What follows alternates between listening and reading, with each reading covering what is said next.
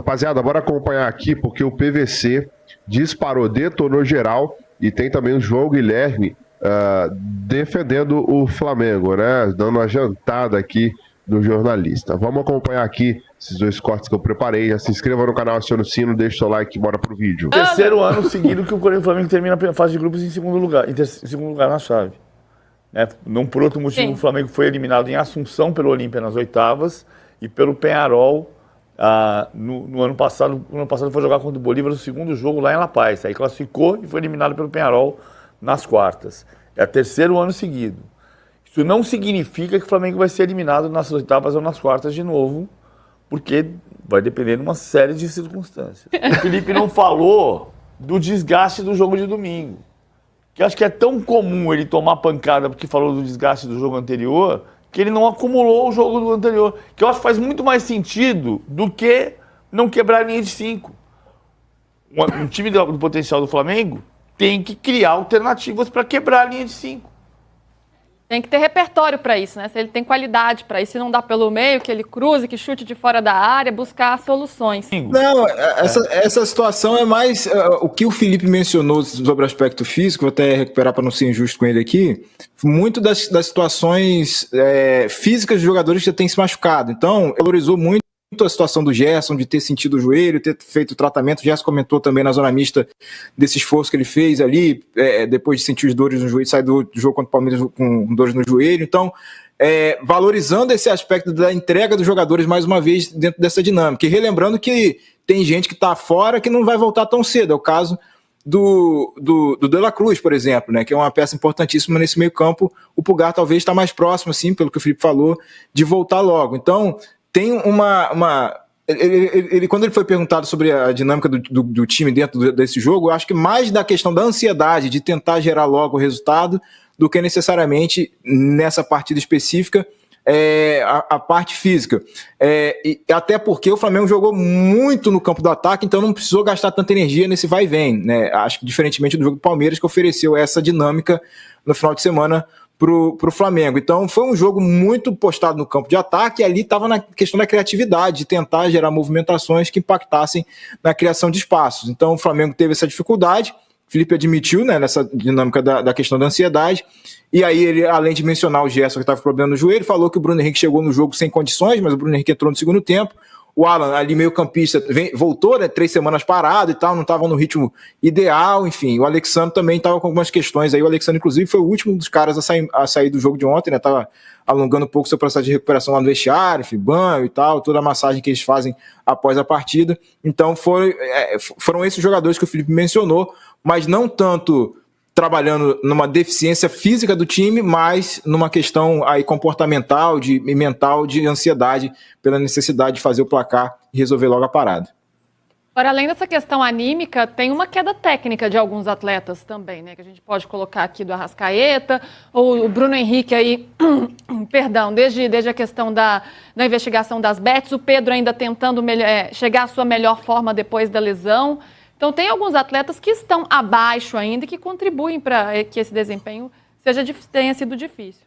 E assim, você pega não só questões extracampo, como você citou aí do Bruno Henrique, o trabalho que o Flamengo está tendo nesse calendário maluco que e olha que a gente está falando de um Flamengo que tem um elenco que é espetacular, né? Principalmente com o De Arrascaeta, esse trabalho de controle de carga, que é importante. Porque o Arrascaeta, ele não faz nenhum treinamento e ele não passa ele tem uma minutagem dentro de jogo conforme a planilha do departamento médico, a planilha da preparação física do Flamengo, tudo combinado, tudo acertado com a comissão técnica do Felipe Luiz. Então é um jogador que, assim, aos poucos o Flamengo tenta fazer um trabalho, e esse trabalho está sendo desde o começo do ano para o Arrascaeta ter cada vez mais condições para ser aquele jogador intenso, aquele jogador que aguenta 90 minutos, que a gente viu sempre no Flamengo. Então é um trabalho que é de formiguinha, né? Foi assim que me falaram, inclusive, quando eu fiz o jogo da Copa do Brasil do Flamengo, é um trabalho de formiguinha para ele estar 100%. E a tendência, ou a expectativa, é que esse 100%, esse ápice, seria no Mundial.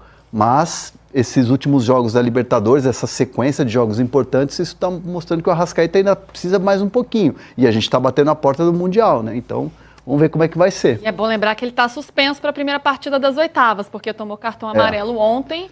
Aliás, ali, né, dá até para questionar se jogou ali, tentou um pênalti, na verdade 2 pênaltis, então acabou prejudicando aí o Flamengo, que fica sem esse jogador tão importante na primeira perna das oitavas de final. Agora, por outro lado, se a gente está falando aqui, né, do setor ofensivo, a defesa, que foi convocada quase toda pelo Ancelotti, funcionou. O Léo Pereira foi o único que não foi convocado, foi lá e fez o gol e resolveu, mas Léo Ortiz muito seguro, o Alexandre também, PVC, o Rossi salvando ali numa bola importante. O que você está rindo, PVC? Será que o Ancelotti ficou feliz com os convocados dele no jogo de ontem? Ou será que ele pensou, me falaram do Léo errado, o Léo que fez o gol eu não chamei? Não, o Léo Ortiz é o grande construtor do Flamengo. Não, o Léo Ortiz é o melhor sólido, zagueiro. Né? Muito seguro ontem. O Léo Ortiz é o melhor zagueiro do Flamengo, o Danilo é um líder da seleção. São convocações por motivos diferentes. Ficou muito essa polêmica de assim, o Ancelotti não fez a convocação, quem fez a convocação foi o Rodrigo Caetano e o Juan. Cara, tem tanta clareza de que o conjunto da obra, para a primeira lista, tem uma razão para isso. É a primeira lista dele. Por exemplo, o Alexandro do Lille. Quem convocou foi o Ancelotti. Uma coisa que pouca gente lembrou. O melhor em campo no jogo Lille 1, Real Madrid 0, pela fase de liga da Champions League, foi o Alexandro. E o Ancelotti convocou porque ele passou a observar o Alexandro mas a partir daquele jogo mais ainda, como possível contratado do Real Madrid. Porque ele foi o melhor em campo contra o Real Madrid. Aí você vai dizer, mas então ele convocou o Wesley? Não, o Rodrigo Caetano e o Juan falaram para eles, o Wesley foi convocado na última lista, o histórico dele é esse aqui. Você faz uma soma de opiniões. E o Ancelotti é um cara inteligente, ele vai continuar tendo essa soma de opiniões. Porque o Ancelotti é um cara de equipe. Mas especialmente na chegada, o Danilo é convocado porque é um líder da seleção, do processo todo anterior. O Casemiro é convocado porque é um cara que é um líder da seleção do processo anterior e que vai dizer, Ancelotti, toma cuidado ali, que ali é campo minado, não pisa ali. O Léo Ortiz é convocado porque é o melhor zagueiro construtor do futebol brasileiro. É o cara que dá o passe em progressão, tem estatística dos passes progressivos dele para fazer o time criar. Então, é uma lista... O Léo Ortiz, ele não se arrependeu de ver o Léo Pereira. Eu tava brincando. O Léo Ortiz é um zagueiro que merece estar na seleção brasileira. O Léo Pereira, menos. O tema de hoje é um dos meus preferidos. Libertadores da América. Que eu costumo dizer o seguinte, ela é traiçoeira. E cada vez mais isso está sendo provado. Ontem, no Maracanã, nós tivemos o Flamengo vencendo o Deportivo Táchira por 1-0, gol do Léo Pereira, e garantindo a classificação, tomando um sufoco no final, um clima de drama no Maracanã. A LDU, no mesmo horário, venceu o Central Córdoba lá em Quito por 3-0, e com isso o Flamengo garantiu a 2ª posição no grupo. Ou seja, nas oitavas de final, irá decidir fora de casa. E caso pegue uma equipe com uma campanha superior à dele, decidirá também nas quartas e na semi, caso chegue lá. A final única será no dia 29 de novembro, em Lima, no Peru. E aí, muita gente cobrando, e com razão, porque de fato a atuação do Flamengo não foi a esperada, enfrentou uma equipe que já estava eliminada, mas que veio para o Maracanã com o objetivo de fazer história. Queremos um maracanaço. Estamos fora, mas vamos levar o Flamengo, o gigante do futebol da América, junto com a gente. E o propósito do Deportivo Táchira foi exatamente isso. Eles fizeram um forte bloqueio defensivo, o Flamengo teve problemas, mas venceu o jogo, e Rossi, numa fase impressionante, o São Rossi está salvando o Flamengo, ele está blindado, não passa nada, e fez uma defesa importantíssima no último lance do jogo, que garantiu o Flamengo nas oitavas de final e de escapar de um vexame enorme. Mas o que eu quero dizer é o seguinte, o importante é que o Flamengo se classificou, minha gente. Tem muita gente lembrando o seguinte: nos últimos 3 anos, o Flamengo ficou em segundo no grupo, com campanhas decepcionantes na fase de grupos. É verdade, tem toda a razão. Em 2023, parou nas oitavas de final para o Olímpia. Em 2024, parou nas quartas de final para o Peñarol. Mas em 2025, não sabemos o que vai acontecer. A partir do mata-mata, a Libertadores fica completamente diferente. E é por isso que eu digo, ela não é a melhor, mas ela é a mais diferente e a mais especial competição de clubes do mundo. E eu vou trazer aqui argumentos, dados, para comprovar essa minha tese. Esse formato que nós temos hoje na Libertadores da América, né, com fase de grupos, depois com mata-mata, melhor campanha na fase de grupos, tendo vantagem. Isso começou em 2000. Portanto, nós estamos aí há 25 anos com esse formato. Prestem atenção nessa informação aqui, essa Libertadores é perigosíssima. Dá uma olhada.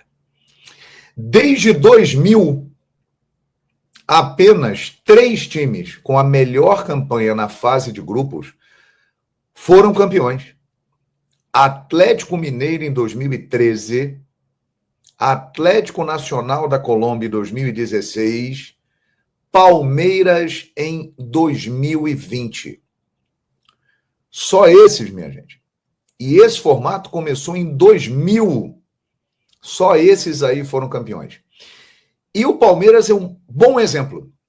O Palmeiras, nos últimos 8 anos, ele ficou 6 vezes como a melhor campanha da fase de grupos.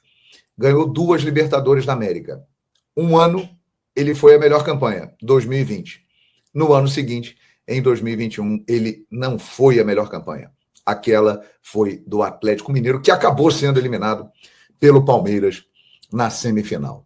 Outro número que chama a atenção, para você perceber o nível da trairagem da Libertadores da América. O pessoal fala tanto dela, da Libertadores, mas é o seguinte, dá uma olhadinha nisso aqui, ó. Presta atenção nessa história. Você viu, né? Os 3 foram campeões. E os demais, de 2000 para cá, que foram o melhor da fase de grupos? 8 ficaram nas oitavas de final. 4 nas quartas de final. 8 foram para a semifinal. E apenas 1 foi para a decisão e não foi campeão.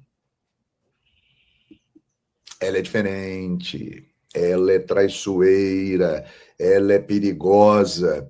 Por isso que eu estou dizendo, o importante foi o Flamengo se classificar. O que vai acontecer a partir de agora, não se sabe. As oitavas de final da Libertadores estão com jogos previstos para as semanas de 13 e 20 de agosto. Na próxima segunda-feira, dia 2 de junho, meio-dia, a Conmebol irá sortear as oitavas de final. E aí nós vamos conhecer os adversários. Uma coisa já dá para garantir, minha gente. Vem pedreira por aí e grandes jogos. Vou compartilhar essa publicação da ESPN, que mostra o seguinte: pote 1, já temos lá Estudiantes de La Plata, River Plate, 2 tetracampeões de Libertadores, LDU, campeã de Libertadores, São Paulo, tricampeão de Libertadores, Internacional, bicampeão da América, e o Palmeiras, tricampeão da Libertadores da América. No pote 2 estão Botafogo, Universitário do Peru, Flamengo, Libertad, Atlético Nacional e Cerro Porteño. Ainda faltam definir algumas vagas, mas Racing, Fortaleza e Atlético Bucaramanga disputam 2 vagas. Vélez e Peñarol já estão classificados, apenas vão decidir quem vai ser o primeiro colocado.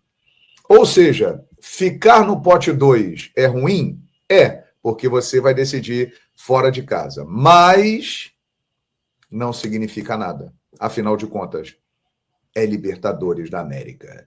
Bem, nação, tá aí então o João Guilherme, o PVC falando aí sobre o Flamengo, né? E o João, principalmente, falando pros críticos aí, o Flamengo classificou em segundo e não sei o quê. Cara, em 2019 o Flamengo não fez uma boa campanha e foi campeão. A última melhor campanha com o Flamengo na fase de grupos da Libertadores foi com o Paulo Souza, para você ver o nível do Flamengo, né? Com o Paulo Souza, o Flamengo fez a melhor campanha da história do Flamengo, se eu não me engano, na fase de grupos. Então, isso não importa absolutamente nada, porque naquele ano o Flamengo não ganhou. A partir de agora é outro campeonato. Esquece, daqui para lá vai chegar jogadores, vai chegar Jorginho, vai chegar outras contratações aí pro Flamengo, que vai ser outra coisa, outro papo. Tem o Mundial de Clubes depois, né? O Flamengo vai ter esse período aí ainda. Falta muito tempo, 1 mês e meio, 2 meses para a fase de mata-mata da Libertadores. Então é um outro campeonato, tá? Coloca aqui embaixo qual time você quer pegar aí do pote 1. Estudiante, Palmeiras, Racing, São Paulo, enfim, tem Vélez, vários times aí grandes com tradição também na Libertadores. Coloca aí nos comentários qual que você gostaria de enfrentar nas oitavas. O sorteio é na segunda-feira, dia 2 de junho. Se inscreva, acione o sininho, deixa o like e até o próximo vídeo.